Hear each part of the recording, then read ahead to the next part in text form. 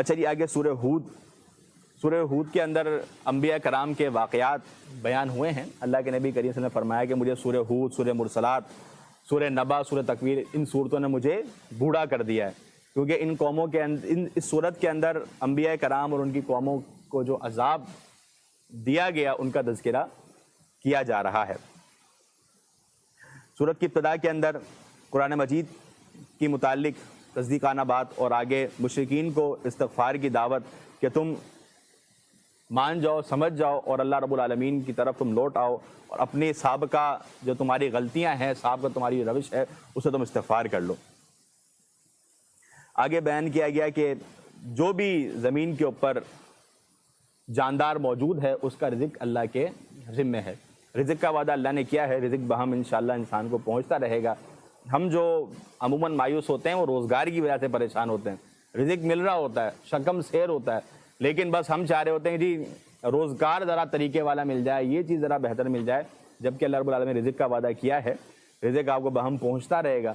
باقی روزگار اللہ رب العالمین کی تقسیم ہے، کسی کو زیادہ دے، کسی کو کم دے، لیکن انسان کو جتنا ملتا ہے اس پر انسان شکر ادا کرے، شکوہ نہ کرے، شکر ادا کرے۔ شکر کا فائدہ یہ ہے کہ لئن شکرتم لازیدنکم، تم شکر کرو گے تمہیں اور دیا جائے گا۔ اللہ کا شکر ادا کرے، بے جا کے شکایتیں نہ کرے، کیونکہ ضروریات تقریباً پوری ہو رہی ہوتی ہیں، صرف خواہشات کا معاملہ ہے۔ خواہشات اپنے اوپر اتنی لاد لی ہیں کہ بس وہ پورا ہونا ہی بہت زیادہ محال ہو چکا ہے۔ اچھا جی، آگے بیان کیا گیا کہ انسان کا بڑا ہی عجیب معاملہ ہے کہ جب اللہ رب العالمین کی طرف سے اس کو کوئی رحمت ملتی ہے، اللہ کی طرف سے رحمت ملتی ہے، پھر وہ رحمت چھن جاتی ہے تو انسان مایوس ہو جاتا ہے، اور مایوس بھی ایسا ہوتا ہے کہ لیئوس کفور، کہ کفریہ مایوسی اس کے اندر آ جاتی ہے، کہ وہ وائے می کا وہ جملہ اٹھا کر کہتا ہے جی میں ہی ملا تھا جس کے ساتھ یہ ظلم کرنا تھا۔ تو اس طرح کے کلمات انسان کہتا ہے۔ جب رحمت ملی تھی تب نہیں کہتا کہ یار وائے می مجھے ہی کیوں دی گئی، اس کو بھی دو، اس کو بھی، نہیں، جب فضل ہو، فضل کی شروعات ہی یہاں سے ہو، لیکن جب پکڑ آ جائے تو اس موقع پر انسان کفر شروع کر دیتا ہے اللہ کی ذات سے۔ تو انسان کا ایک طرز تو یہ کہ نعمت مل جائے، نعمت کا ملنے کا چھن جائے تو کفریہ مایوسی اس کے اندر آ جاتی ہے۔ اسی طرح جب مشکل کے بعد آسانی آ جائے تو اتنا مطمئن ہو جاتا ہے کہ یار اب تو میرے اوپر کوئی مشکل وقت آئے گا ہی نہیں، مشکل کا وقت میرے اوپر آئے گا ہی نہیں، اور بڑا ہی خوش اور فخر کرنے اپنے اوپر لگ جاتا ہے۔ جبکہ اہل ایمان کا طریقہ کار کیا ہے، وہ صبر کرتے ہیں اور نیک اعمال کرتے ہیں، اور انہی لوگوں کے لیے مغفرت اور اجر کبیر کا وعدہ ہے۔ تو اسلامی تعلیمات انسان کو توازن میں رکھتی ہے کہ اگر اچھائی مل جائے تب بھی اعتدال، اور جب وہ نعمت چھن جائے تب بھی اعتدال۔ ایسا نہ ہو کہ جب چھن جائے تب انسان کفر کی طرف چلا جائے، یا مل جائے ملنے کے بعد کفر کی طرف چلا جائے۔ اللہ رب العالمین نے مال و دولت سے نواز دیا، پہلے فقر و فاقہ تھا، لیکن اب مال آ جانے کے بعد اس کو عیاشیوں کے اندر اور اللہ رب العالمین کی نافرمانی میں وہ خرچ کر رہا ہے۔ تو اسلامی تعلیمات انسان کو اعتدال کی طرف لاتی ہیں کہ آپ کے پاس خوشی ہے تب بھی اعتدال، غم ہے تب بھی اعتدال، غلو جہاں آئے گا وہاں تباہی ہو جائے گی۔ سورہ ہود کے شروع کے اندر ہی بات بیان ہوئی آیت نمبر 13 کے اندر، جس کا میں تذکرہ کیا ہے، پہلے کہا کہ 10 آیات بھی تمہاری طاقت نہیں ہے، کوئی ایک صورت لے آؤ تم اس کی بھی طاقت نہیں رکھتے۔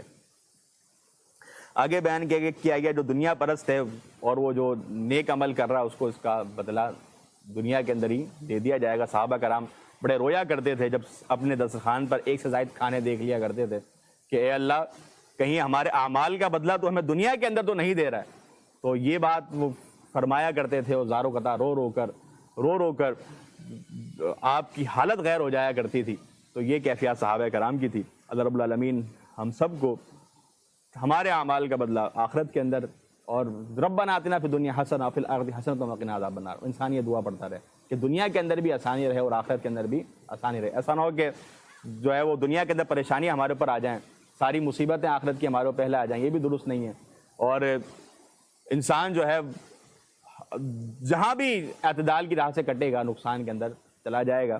اس صحابی کا واقعہ ذہن میں رکھیں گے جس نے دنیا کے اندر ہی ساری مصیبتیں مانگ لی تھی، تو وہ بالکل سوکھ کر اب بالکل لکڑی کی شاخ کی طرح آپ ہو گئے تھے۔ تو اللہ کے نبی کریم صلی اللہ علیہ وسلم نے فرمایا کہ یہ دعا کیا کرو کہ ربنا آتنا فی الدنیا حسنہ وفی الآخرۃ حسنۃ وقنا عذاب النار۔ اگر جی نوح علیہ السلام کی قوم کا تفصیلی واقعہ آ رہا ہے، یہ پورے 2 رکوع اس حوالے سے موجود ہیں۔ مختصراً عرض یہ ہے کہ نوح علیہ السلام کی قوم کو جب آپ نے تبلیغ کرنا شروع کی ہے، 950 سال کا عرصہ تبلیغ کی، لیکن قوم کیا حرکتیں کہ جب بھی تبلیغ کی جا رہی ہے کانوں میں ہاتھ رکھ کے بھاگتے پھر رہے ہیں۔ اور اعتراض کیا تھا کہ تو ہماری طرح انسان ہے، نبی ہونے کا دعویٰ کرتا ہے، ایک یہ بات۔ دوسری بات وہ کہا کرتے تھے کہ ہم تو سیٹھ لوگ ہیں، تیری پیری تو غریبوں نے کی ہے، تو غریبوں یعنی غریبوں کے آپ نبی ہیں، ہم امیروں کا آپ سے کیا جائے۔ تو لہٰذا اس طرح کی باتیں کر کر وہ حضرت نوح علیہ السلام کے اوپر اعتراض کیا کرتے تھے۔ قوم کو سمجھایا، جب نہیں سمجھے پھر اب اللہ رب العالمین کی طرف سے عذاب کی تیاری ہے۔ آپ کو حکم دیا گیا کہ آپ نے ہماری نگرانی کے اندر کشتی تیار کرنی ہے، تو کشتی تیار کی، اور کشتی کی جو ہے وہ مختلف لوگ بنی اسرائیلیات کے اندر اس کا حجم بیان ہوا ہے کہ 40 ہاتھ لمبی تھی، اتنی طویل تھی۔ یہ سب جو ہے بنی اسرائیلیات ہیں، کئی حتمی بات ہمیں نہیں ملتی ہے۔ تو کشتی تیار کرنے کا حکم دیا گیا۔ پھر جب کشتی تیار ہو گئی تو حکم آیا کہ آپ سوار ہو جائیں، اہل ایمان کو سوار کر لیں اس کے اندر، اور جو جانوروں میں سے ہر ایک کا ایک جوڑا آپ نے اس کے اندر سوار کرنا ہے۔ پھر اللہ رب العالمین کی طرف سے عذاب آیا، آسمان کے اوپر سے بھی بارش برسی ہے، اور زمین کے اندر سے ایک تندور کے اندر تندور پھٹا ہے، اس کے اندر سے سیلاب رواں ہو گیا ہے، اور ہر طرف پانی پانی ہو گیا، قوم ڈوبنے لگی ہے۔ حضرت نوح علیہ السلام نے اپنے بیٹے کو دیکھا جو کہ ایمان لے کر نہیں آیا تھا، اس کا نام کنعان ذکر کیا ہے۔ تو آپ نے اپنے بیٹے کو بلایا ہے، بیٹے نے کہا کہ پانی سے بچنا کون سی بڑی بات ہے، پہاڑ ہیں چڑھ جاؤں گا، یہ سیلاب کون سی مجھے کوئی ہلاک کر دے گا۔ تو آپ نے کہا کہ آج جو سیلاب ہے یہ عام سیلاب نہیں ہے، بلکہ یہ اللہ کا عذاب ہے، اور اللہ کے عذاب سے وہی بچتا ہے جس سے اللہ بچائے، باقی تدبیریں اب فیل ہو جائیں گی، اب کچھ بھی کام نہیں ہو سکتا۔ آپ یہی بات کر رہے ہیں کہ ایک لہر آتی ہے، بیٹا ڈوب جاتا ہے۔ جب کشتی پار لگتی ہے تو حضرت نوح علیہ السلام اللہ کے حضور گڑ گڑاتے ہیں کہ اللہ میرا بیٹا میرے اہل میں سے تھا، تو نے وعدہ کیا تھا تیرے اہل کو میں غرق نہیں کروں گا۔ تو اللہ نے فرمایا کہ وہ تیرے اہل میں سے نہیں تھا، تیرے اہل تو حقیقی طور پہ یہ اہل ایمان ہیں جن کے ساتھ ایمانی رشتہ ہے، حقیقی اہل و عیال تیرے وہی لوگ ہیں۔ بہرکیف یہاں پر جب پانی تھم گیا اور کشتی پار لگ گئی، اور اللہ رب العالمین نے جو اہل ایمان تھے ان کو محفوظ رکھا، اور آگے نوح علیہ السلام کی وہ دعا کہ اے اللہ مجھے اس بات کا علم نہیں تھا، اور میں تجھ سے اس بات کی پناہ چاہتا ہوں کہ میں ایسی چیز سے متعلق سوال کروں جس کے بارے میں مجھے علم نہیں ہے، اور اگر تو نے مجھے نہیں معاف کیا، مجھ پر رحم نہیں کیا، تو میں خسارہ پانے والوں میں سے ہو جاؤں گا۔ یہ بڑی ہی بہترین دعا ہے، انسان اس دعا کو پڑھے۔ یہاں پر ہمارا آج کا موضوع مکمل ہوتا ہے۔ انشاءاللہ کل جو ہے وہ ہم سورہ ہود کو مزید آگے لے کے چلیں گے، اور آگے حضرت ہود علیہ السلام کی قوم کا تذکرہ ہے کہ وہ قوم کیسی تھی اور ان کے اوپر کیا عذاب آیا۔ نوح علیہ السلام کی کشتی یہاں پر دریافت ہوئی ہے ترکی کی طرف۔ ہم جو اس کو NOAH کے ارک لکھ کے گوگل کریں گے تو اس کی لوکیشن وہ آپ کے سامنے تصویریں وغیرہ بھی آ جائیں گی۔ تو موجودہ دور کے اندر اس کو ڈسکور بھی کیا گیا ہے، تو بڑی ایک حجم والی کشتی تھی۔ تو اللہ رب العالمین کی نشانیاں ہیں۔ انشاءاللہ ہود علیہ السلام کی قوم اور آگے جو واقعات انشاءاللہ بیان ہوں گے تو ان کی قوم کہاں تھی اور کس طرح معاملات ہوئے اس کی تفصیل انشاءاللہ بیان ہوگی۔ رب العالمین ہم سب کو قرآن کے ساتھ تعلق قائم کرنے کی توفیق عطا فرمائے۔ وما علینا الا البلاغ۔ ہم نے کل سورہ ہود کے 4تھے رکوع تک گفتگو کی تھی۔ آگے اللہ رب العالمین حضرت ہود علیہ السلام کا تذکرہ فرما رہے ہیں، اور انہی کے نام سے ہی یہ سورت موسوم ہے۔ اس سورت کا نام سورہ ہود ہی ہے۔ حضرت نوح علیہ السلام کی قوم جب تباہ ہوئی ہے اور کچھ اہل ایمان جو باقی رہ گئے ہیں، تو یہ ایمان اللہ رب العالمین کی ذات پر یقین، اللہ رب العالمین کے احکامات اور عمل یہ لوگوں کے اندر ایک عرصہ چلا۔ اس کے بعد پھر لوگ دوبارہ بہک پڑے اور اللہ رب العالمین کی راہ سے دوری انہوں نے اختیار کر لی۔ اس موقع پر اللہ رب العالمین نے حضرت ہود علیہ السلام کو ان کے درمیان مبعوث فرمایا تاکہ وہ انہیں دوبارہ اللہ رب العالمین کی راہ کی طرف راغب کریں۔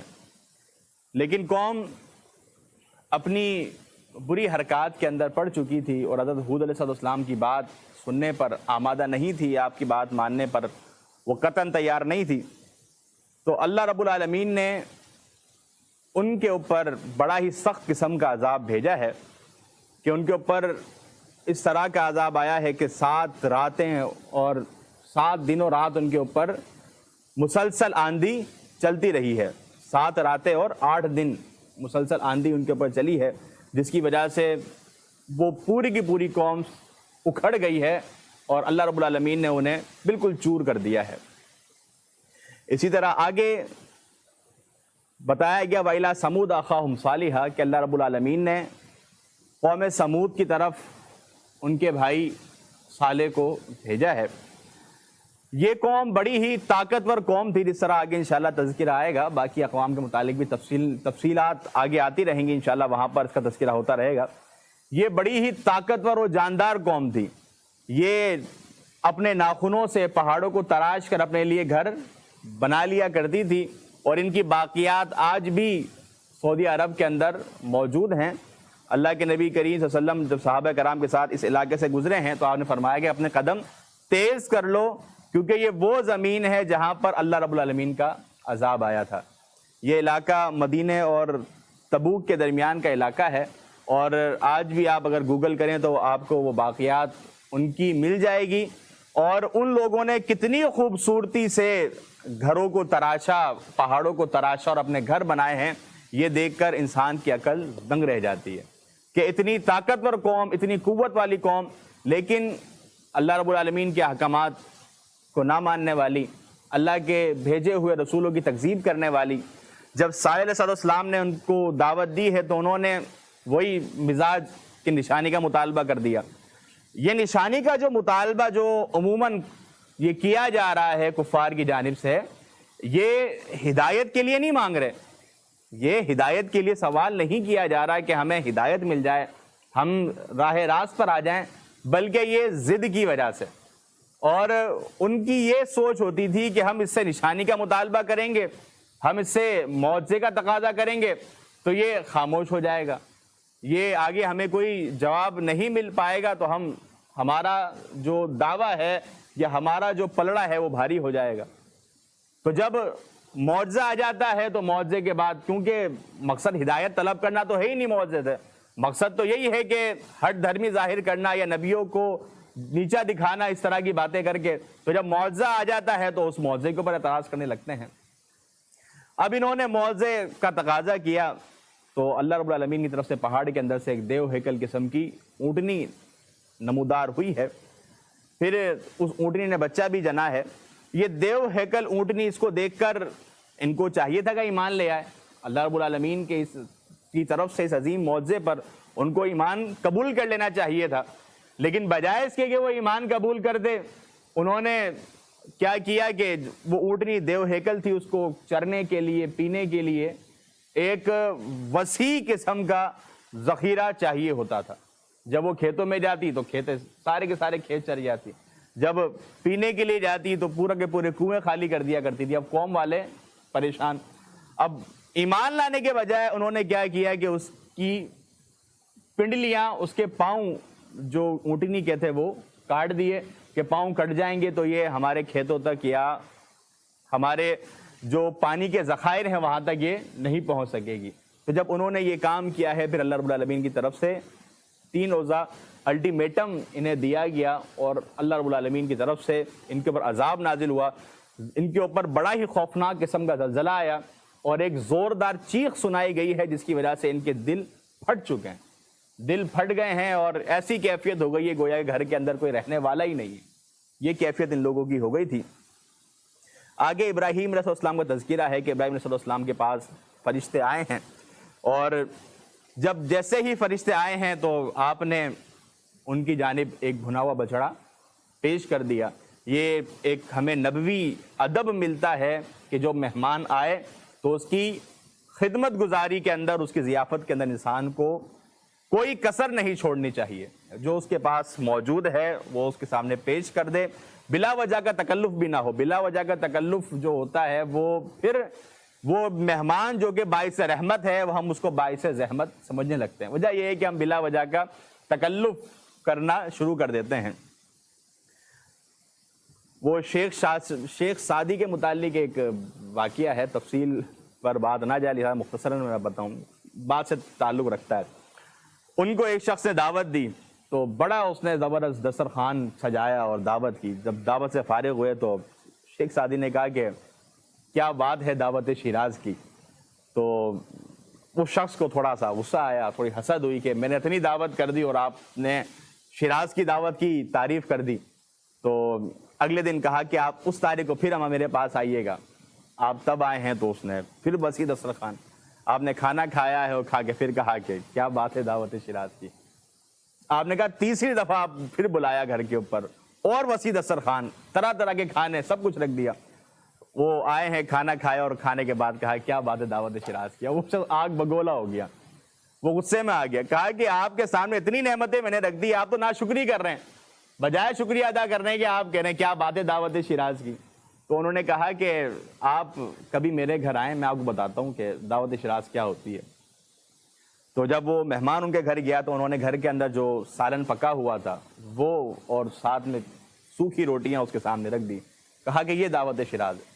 کہا کہ یہ دعوت ایسی ہے تو پوری زندگی بھی میرے گھر پہ رہے, مجھے کبھی یہ بوجھ نہیں پڑے گا, لیکن تو نے جو میری دعوت کی تیسرے دن تو آگ بگولا ہو گیا, تو غصے ہو گیا. تو انسان جب بیجا کا تکلف کرتا ہے تو پھر مسائل آ جاتے ہیں. انسان کے پاس جو وسعت ہے, جو حیثیت ہے, وہ مہمان کے سامنے رکھے.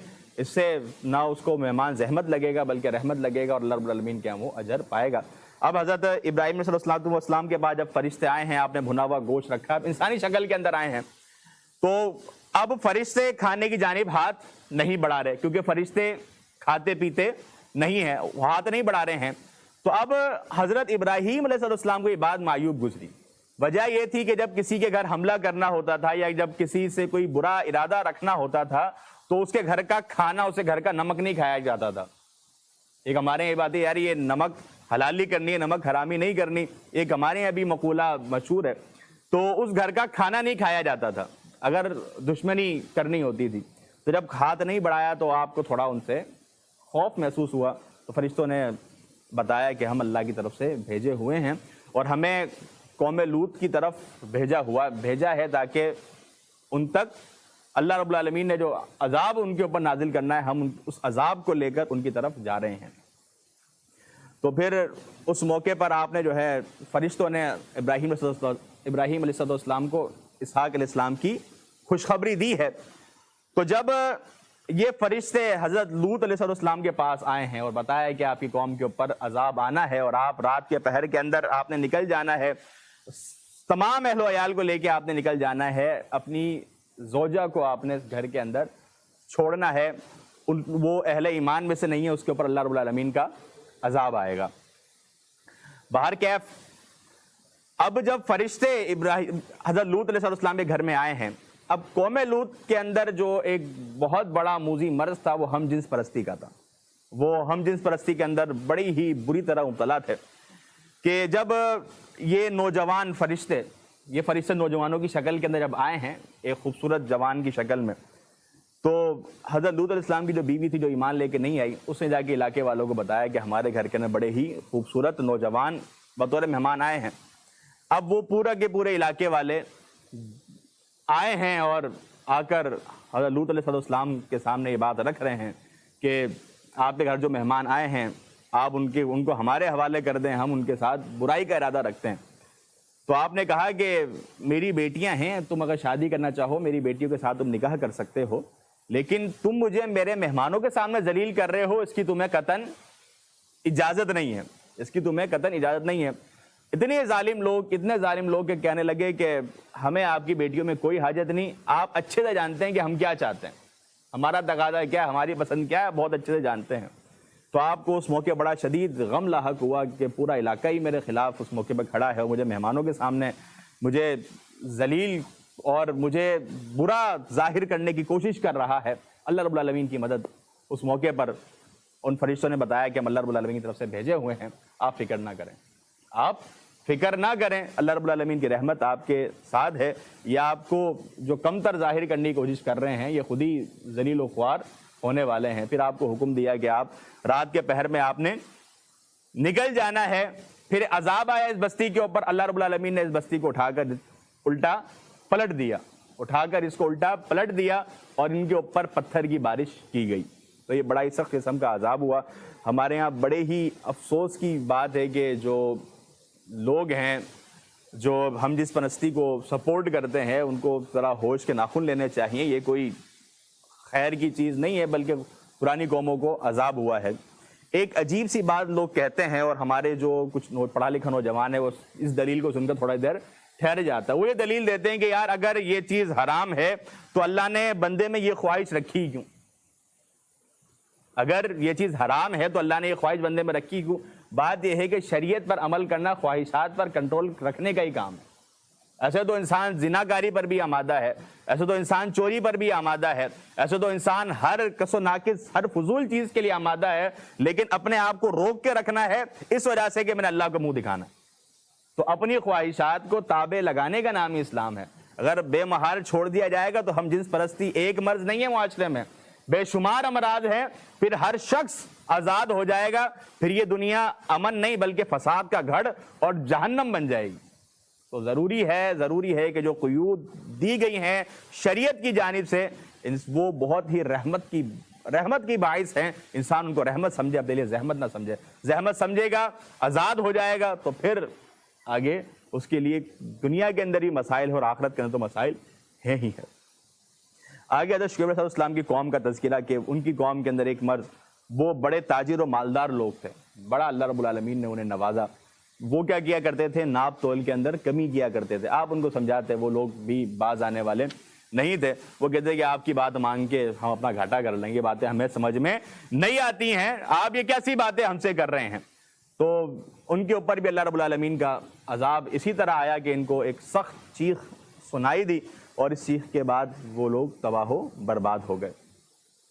یہ جو واقعات ذکر کیے گئے ایک بعد دیگر, اس کے اندر ایک بات جو کہ سمجھ میں آتی ہے وہ یہ کہ آپ چاہے مالدار سے مالدار کیوں نہ ہو, آپ طاقتور سے طاقتور ہی کیوں نہ ہو, آپ انبیاء کرام کی بیوی یا بیٹے ہی کیوں نہ ہو, یاد رکھنا اللہ کے احکامات پر عمل کرتے ہو تو خلاصی ہے, اگر نہیں کرتے تو نہ مال کام کا نہ جان کام کی, نہ نبیوں کے ساتھ رشتہ داری کام کی.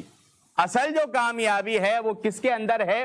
اللہ رب العالمین کے احکامات پر عمل کرنے میں. اور یہی ایک بنیادی فلسفہ اس صورت کے اندر بیان کیا گیا کہ اگر کامیاب ہونا چاہتے ہو, یہ قرابت داریاں, یہ مالداریاں, یہ کچھ بھی تمہارے کام آنے والی نہیں ہے.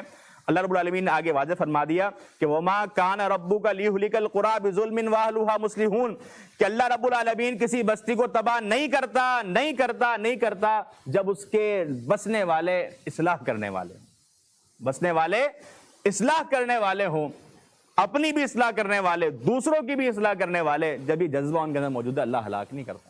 جب ان کے اندر اپنی اصلاح کرنے کا جذبہ بھی ختم اور دوسروں کی اصلاح کرنے کا بھی جذبہ ختم, دونوں باتیں ذہن میں, اپنی بھی اور سامنے والے کی بھی, اگر یہ دونوں جذبے ختم ہو جاتے ہیں پھر اللہ رب العالمین کا عذاب اس قوم کے اوپر آ جاتا ہے. اصحاب سب کا واقعہ بھی ہم پڑھ کر آئے ہیں. آگے سورہ یوسف کی ابتدا ہو رہی ہے. سورہ یوسف مکی صورت ہے اور قرآن مجید کی ایک عظیم صورت جس کو قرآن حکیم نے احسن القصص قرار دیا ہے, کہ اسم تفضیل کا صیغہ کہ قصوں میں سے بہترین قصہ. ابھی ہم اختصار کے ساتھ اس واقعے کو لے کے چلیں گے, لیکن حقیقی بات یہ ہے کہ اختصار میں پہلی ہی دن میں نے یہ بات کہی تھی کہ تفسیر اور اختصار یہ دونوں متضاد چیزیں ہیں. اختصار نہیں آ سکتا اس کے اندر, ہر ایک بات بڑی ہی تشریح کی متقاضی ہے. تو سورہ یوسف کے اوپر میں یہ سمجھتا ہوں کہ ایک باقاعدہ ایک کورس ہونا چاہیے, کیونکہ اس کے اندر جو آج کے نوجوانوں کے مسائل ہیں وہ بڑے ہی بہترین انداز میں ڈسکس ہوئے. کہ ایک نوجوان کو ایک جو نا امیدی ہوتی ہے یا خواتین کا معاملہ اس کے ساتھ ہو جاتا ہے, ہر ایک اعتبار سے نوجوانوں کو گائیڈ اس صورت کے اندر کیا گیا, اور جو نوجوان ہے اس کو لازمی صورت کو گہرے اور عمیق انداز کے اندر پڑھنا چاہیے. بہرکیف حضرت یوسف علیہ السلام خواب دیکھتے ہیں. کیا خواب دیکھتے ہیں؟ انی رأیت احد عشر کوکبا والشمس والقمر رأیتہم لی ساجدین. خواب کیا دیکھا کہ 11 ستارے, سورج اور چاند مجھے کیا کر رہے ہیں؟ سجدہ کر رہے ہیں. اور یہ جو ہم پورا واقعہ بیان کریں گے یہ اس خواب کی تکمیل انشاءاللہ یہ ہم پوری کی پوری آگے بیان کریں گے. جب یہ خواب دیکھا ہے تو آ کر والد محترم حضرت یعقوب علیہ السلام کو بتایا ہے۔ جب یہ واقعہ بتایا ہے تو والد محترم نے کہا کہ بیٹا یہ واقعہ یہ اپنا خواب اپنے بھائیوں کو نہ بتانا، وہ آپ سے حسد رکھتے ہیں، جب کیونکہ آپ کا خواب اس بات پر دال ہے کہ آپ کو اللہ رب العالمین نبوت سے سرفراز فرمائے گا۔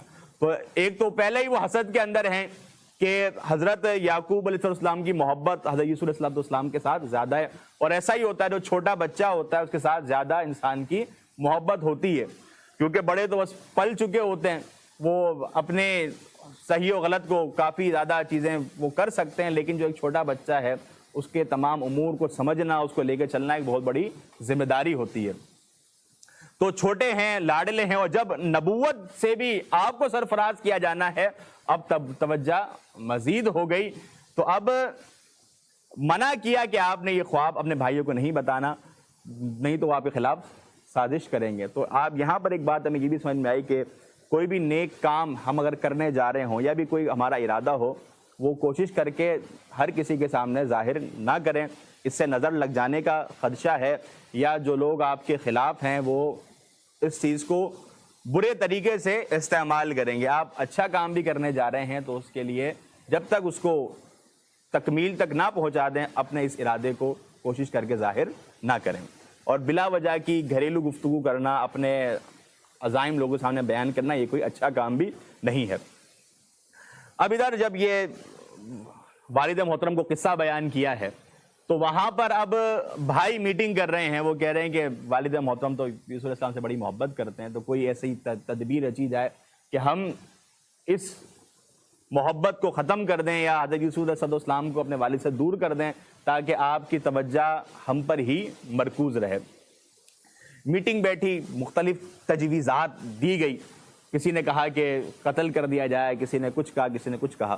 باہر کے ایک تجویز کے اوپر اتفاق ہوا ہے، قصہ مختصر، کہ ہم دور کسی ویرانے میں جا کر کسی کنویں کے اندر یوسف علیہ السلام کو پھینک دیں گے، کوئی وہاں سے قافلہ گزرے گا تو آپ کو وہ اٹھا کر لے جائے گا، اس طرح ہم قتل سے ہی بچ جائیں گے اور والد محترم کے سامنے والد محترم کی محبت بھی پالیں گے۔ اب حضرت یوسف علیہ السلام کے متعلق اپنے والد کے پاس پہنچتے ہیں اور اجازت طلب کرتے ہیں کہ آپ یوسف کو ہمارے ہمراہ بھیجیں، ہم اس کے ساتھ کوئی گھر کے اندر آپ رہتے ہیں تو ہم ساتھ لے کے جانا چاہتے ہیں تاکہ کچھ تفریح ہو جائے، کچھ کھیل کود ہو جائے۔ تو حضرت یعقوب علیہ السلام جانتے ہیں کہ بھائی جو ہیں وہ کچھ اچھا رویہ تو رکھتے نہیں ہیں، نہ کوئی اتنی محبت کرتے ہیں کہ اب محبت جاگ رہی ہے کہ اب لے کے جایا جائے اور بھائی کو سیر و سپاہٹ کروائی جائے، ایسا تو کوئی معاملہ نہیں ہے، کوئی مذموم ارادہ موجود ہے۔ آپ نے کوشش کی کہ آپ نہ جائیں، آپ نے کہا کہ ہم اگر میں اس کو بھیج دیتا ہوں تو وہاں پر کوئی جانور اس کو نقصان پہنچا دے گا، کوئی حادثہ لاحق ہو سکتا ہے۔ تو بھائیوں نے کہا ہم اتنی بڑی جماعت ہیں، ہم 10 ہیں، کوئی بھیڑیا آ کر تو دکھائے، وہ ہمیں وہ کہتے ہیں نا کہ اس تک پہنچنے کے لیے ہماری لاٹ سے گزرنا ہوگا، کہا کہ ایسے کیسے ہو جائے گا کہ ہم موجود ہیں اور یوسف علیہ السلام میں کچھ ہو جائے۔ تو باہر کیا ان کو والد محترم کی طرف سے اجازت مل جاتی ہے، وہ آپ کو لے کر جاتے ہیں اور اپنے مذموم ارادے کے اندر وہ کامیاب ہو جاتے ہیں، یوسف علیہ السلام کو کنویں کے اندر پھینک دیتے ہیں اور والد کے پاس ان کی قمیض اتار کر لے آتے ہیں اور بکری ذبح کر کے اس کا خون اس کے اوپر لگاتے ہیں اور کہتے ہیں کہ ہم جو ہے دوڑ لگانے کے لیے ہم نے آپس میں فیصلہ کیا، تو ہم سب جب بھاگے ہیں، یوسف علیہ السلام کو سامان پر کے پاس بٹھا دیا ہے تو پیچھے سے بھیڑیا آیا اور آپ کو اس نے کھا لیا ہے۔ تو حضرت یوسف علیہ السلام کی قمیض کہیں سے پھٹی ہوئی نہیں تھی، تو والد محترم دیکھ کر سمجھ گئے، سمجھدار آدمی تھے، اللہ کے نبی ہیں، وہ فرق جانتے ہیں کہ انسان کا خون کیا ہوتا ہے، بکری کا خون کیا ہوتا ہے، خون پہچان گئے اور یہ بھی جان گئے کہ اگر ایسا کوئی معاملہ ہوتا تو چھینا جھپٹی کے نا قمیض کو تو کوئی نقصان ہوتا، قمیض تو بالکل صحیح سلامت ہے۔ اچھا یہاں پر کچھ ایک واقعہ لوگ خامہ خواہ کھینچتے ہیں، وہ بھی تذکرہ کر دوں کہ کہتے ہیں کہ حضرت یعقوب علیہ السلام کے پاس جو ہے وہ بھیڑیا خود چل کر آیا تھا اور اگر پورا قصہ اس نے بیان کیا کہ یہ جھوٹ بول رہے ہیں، میرے اوپر الزام لگا رہے ہیں، میں نبیوں کو کھانے والا کیسے ہوں، تو اس طرح کی وہ خامہ خواہ کی ایک بات گھڑی ہوئی ہے، لوگ ٹی وی پر آ کر بیان کرتے ہیں، اس کی کوئی سند ہمارے پاس نہیں ہے، لہٰذا ایسے واقعات سے اجتناب کرنا چاہیے۔ اب ادھر حضرت یوسف علیہ السلام کنویں کے اندر موجود ہیں کہ ایک قافلہ آتا ہے، وہ قافلہ جب کنویں کے اندر پانی کی تلاش کے اندر ڈول ڈالتا ہے تو حضرت یوسف علیہ السلام کو پاتا ہے. وہ جب آپ کو باہر نکالتا ہے تو آپ خوبصورت ہیں, آپ کو اللہ رب العالمین نے بہت ہی زیادہ حسن سے نوازا ہے کہ آدھی دنیا کا حسن, ہمارے یہاں کہتے ہیں آدھی دنیا کا حسن آپ کو دیا ہوا تھا, تو آپ کو بڑا اللہ رب العالمین حسین و جمیل بنایا ہے. تو حضرت عائشہ رضی اللہ عنہا فرماتی ہیں کہ یوسف علیہ السلام کو دیکھ کر تو عورتوں نے اپنی انگلیاں کاٹ لی تھی. بات تذکر آئے گا, کہا کہ انہوں نے اپنی انگلیاں کاٹ لی تھی. اگر وہ محمد مصطفیٰ صلی اللہ علیہ وآلہ وسلم کو دیکھ لیتی تو اپنے دلوں کے وہ چھریاں پھیر لیتی. تو اللہ اکبر. تو جب آپ کو کنویں سے نکالا ہے تو خوبصورتی کا عالم دیکھ کر انہوں نے کہا کہ ہم ان کو لے جا کر مصر کے بازار میں فروخت کر دیں گے اور ہمیں ایک اچھی قیمت مل جائے گی. آپ کو وہ لے کر گئے ہیں, مصر کے بازار کے اندر فروخت کیا ہے. وہاں پر جو وزیر تھا اس کا نام فوتیفار بیان کیا گیا ہے, تو اس نے آپ کو خرید لیا ہے اور اپنے گھر لے آیا ہے کیونکہ آپ خوبصورت تھے اور آپ کی چال ڈھال, آپ کا انداز بتا رہا تھا کہ آپ کسی اچھے گھرانے سے تعلق رکھتے ہیں. تو آپ گھر لے کر آئے ہیں. تو ان کی بیوی جس کا نام زلیخا بتایا گیا کہ زلیخا نے جب دیکھا تو جب آئے ہیں تو زلیخا کو اس کا شوہر عزیز فوتیفار کہتا ہے کہ اس کا تم نے خیال رکھنا ہے, امید ہے کہ ہم اس کو اپنا بچہ بنا لیں, اپنا بیٹا بنا لیں, کیونکہ آپ بڑے خوبصورت ہیں. آپ علیہ الصلاۃ والسلام عزیز فوتیفار اور زلیخا کی تربیت کے اندر اور ان کے زیر سایہ پل رہے ہیں, بڑھ رہے ہیں کہ ایک دن جب آپ جوانی کو پہنچے ہیں, آپ مضبوط اعصاب کے مالک بن گئے ہیں, تو اس موقع پر زلیخا کے دل کے اندر ایک برا خیال آیا اور اس نے آپ کو بلایا ہے اندر اور سارے دروازوں کو بند کر دیا اور ارادہ ظاہر کیا کہ میرے برائی کے ارادے سے آپ کو اپنے قریب بلایا.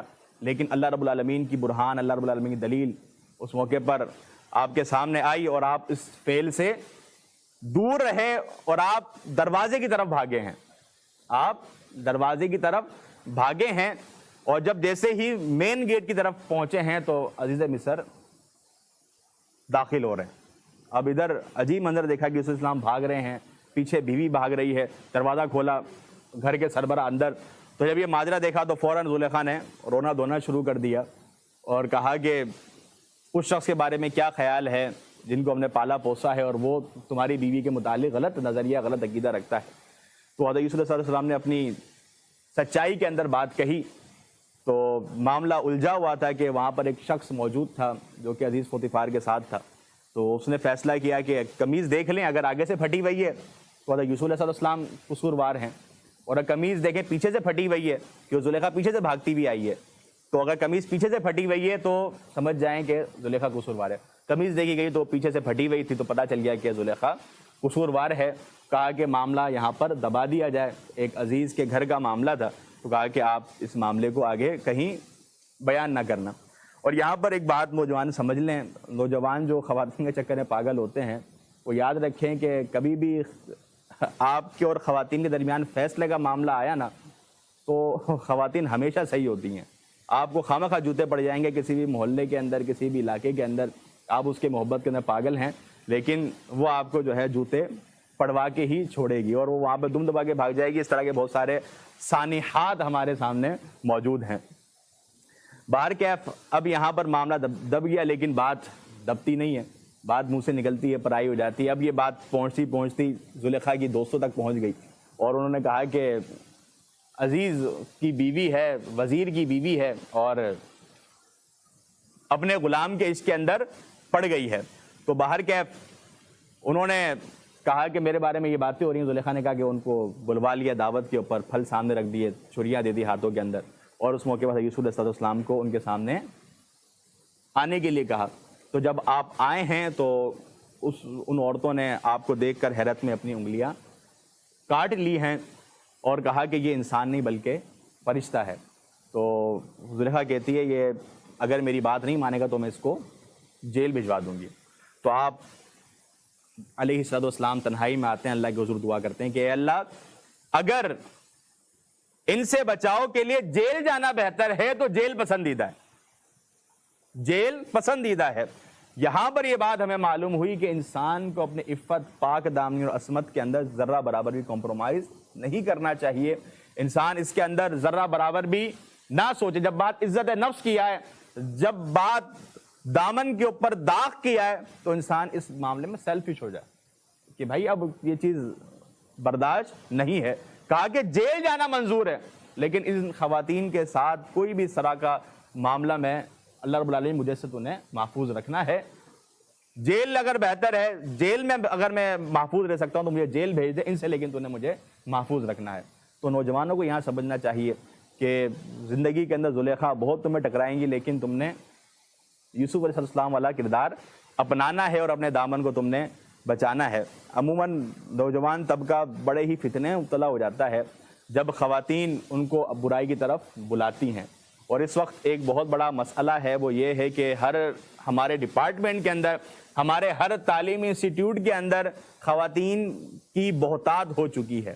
اور ہم کوئی بھی فیلڈ اٹھا کر دیکھ لیں، حتیٰ کہ جو ہمارا جو مقابلے کا امتحان ہوتا ہے، جو CSS PCS کہا جاتا ہے، اس کے اندر بھی خواتین کی تعداد زیادہ ہے اور پاس ہونے والی خواتین وہاں پر موجود ہیں.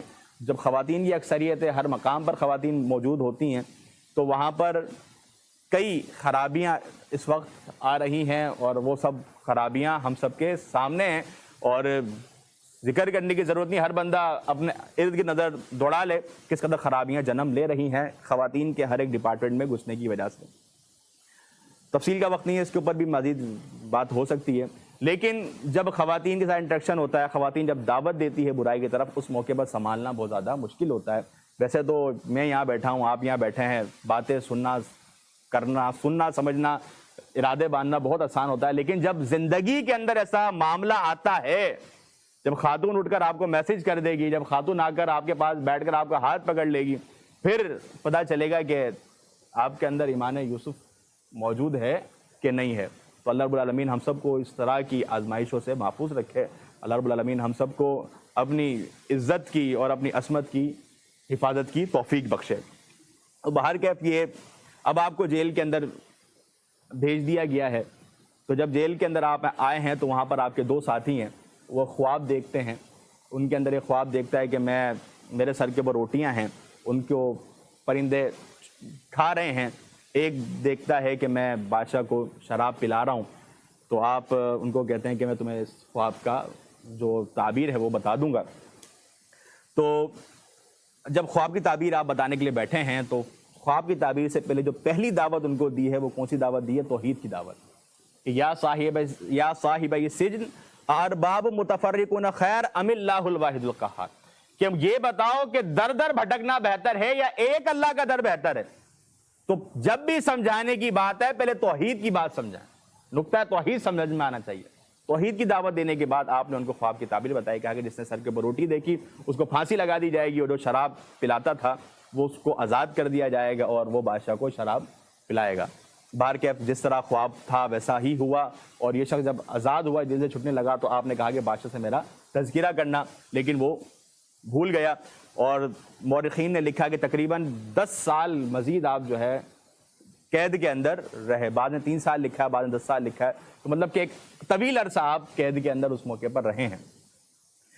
اسی اثناء کے اندر بادشاہ خواب دیکھتا ہے، بڑا ہی عجیب خواب، کہ 7 موٹی گائیں ہیں، ان کو جو ہے وہ دبلی پتلی گائیں کھا رہی ہیں. بڑا عجیب خواب دیکھا. اپنے جو ذہین فتین لوگ تھے ان سے پوچھا، لیکن وہ جواب نہ دے سکے. بولا تو یہ بڑا ہی الجھا ہوا سا خواب ہے. تو اس موقع پر اس ساقی کو یاد آتا ہے کہ جیل میں ساتھی تھے جو خواب کی تعبیر بتایا کرتے تھے. فوراً دوڑے دوڑے آتے ہیں اور کہتے ہیں کہ اے یوسف، اے سچے، خواب کی تعبیر پوچھنی ہے. تو پھر آپ ان کو خواب کی تعبیر بتاتے ہیں کہ ابھی ایک موقع آئے گا کہ 7 سال خوب ہریالی ہوگی، خوب اللہ رب العالمین نعمتوں سے نوازیں گے. اس کے بعد 7 سال پھر قحط ہوگی. پھر اس قحط کے بعد پھر 1 سال ایسا آئے گا کہ اتنا اللہ رب العالمین تمہیں نوازے گا کہ پھل ہی پھل تمہارے ہاتھوں کے اندر ہوں گے. تو جب یہ بات بادشاہ تک پہنچائی جاتی ہے تو بادشاہ بڑا خوش ہوتا ہے اور آپ کو بلاتا ہے. تو وہ کہتا ہے کہ میں تبھی واپس آؤں گا اس جیل سے کہ جو میرے اوپر الزام لگائے گئے، جو عورتوں نے میرے خلاف باتیں کی، جب تک مجھے اس سے کلیئرفائی نہیں کیا جائے گا میں باہر نہیں آؤں گا. تو وہ معاملہ لایا جاتا ہے. تو وہ کہتی ہے زلیخا کہ میں نے یہ زیادتی کی تھی، یوسف علیہ السلام نے ایسا کوئی معاملہ نہیں کیا تھا، آپ جو ہے وہ پاک اور صاف ہیں، آپ نے اس طرح کوئی بات نہیں کی۔ آگے یہاں پر 12واں پارہ ختم ہو رہا ہے، 13واں پارہ